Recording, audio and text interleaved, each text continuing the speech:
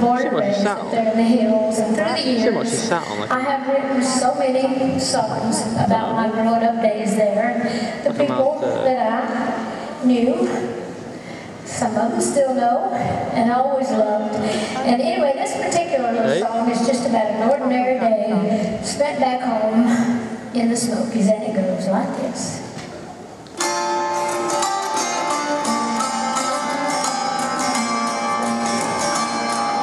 Sitting on the front porch on a summer afternoon, in a straight back chair on two legs, leaning against the wall. As I watch the kids playing with jukebox on the string, and chase the glowing fireflies when evening shadows fall. In my Tennessee mountain home, life is peaceful as a baby's sigh. In my Tennessee mountain home, crickets sing in the fields nearby.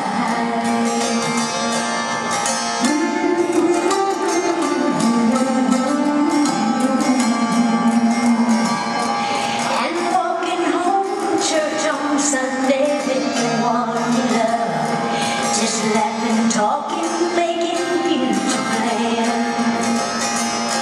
When you see the folks they looking, well, you might steal a kiss or two while you're sitting in the porch swing holding hands. In my Tennessee mountain home, life is as peaceful as a baby's sigh. In my Tennessee mountain home, crickets sing in the fields nearby.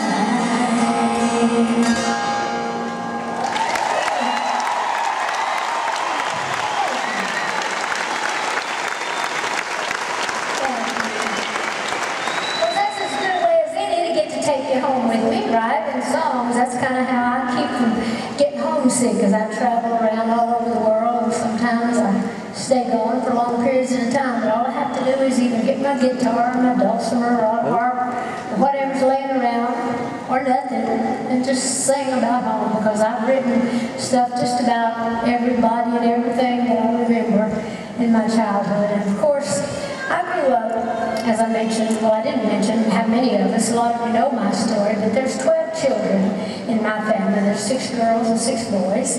And of course, my mom and dad married young. They were just simple country folks. And people say, well, 12 kids, you must be Catholic. I said, no, we weren't Catholic. We were just fertile hillbillies. As most people were up there in the hills, there wasn't much to do. But anyhow, folks loved each other, and they loved us. In fact, we kept our mother pretty much on a pedestal. We had to. It's about the only way we could keep Daddy away from her. But anyhow, it was a good life. And of course, people always say, well, good Lord, if you had that many people in a little cabin like that, when did you have any privacy? How did you take a bath or anything? I said, well, you just kind of, you'd wash up as far as possible, and then you'd wash down as far as possible, and when everybody cleared the room, you washed possible. But anyhow, you had your ways. We didn't have any running water in our house unless we'd run and get it. And of course, we didn't have electricity in those very early days, but we got by. We didn't have anything that money could buy, but we had a lot of good stuff, things like love and kindness and understanding, and that stuff money don't buy you anyway, right?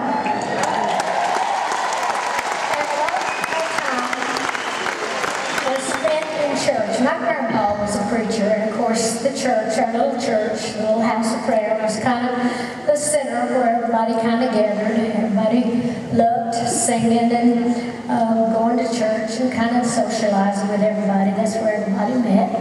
And it was wonderful. And I think about all the folks that I loved then, and all the folks books that I remember and think about how great it is that we have our memories, our precious memories. And this song kind of talks about how I feel about that.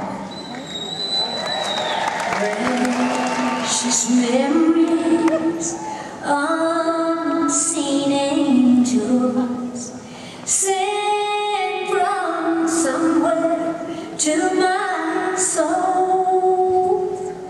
How they linger ever near me.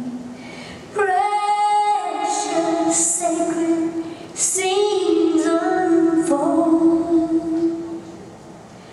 Precious Father, love.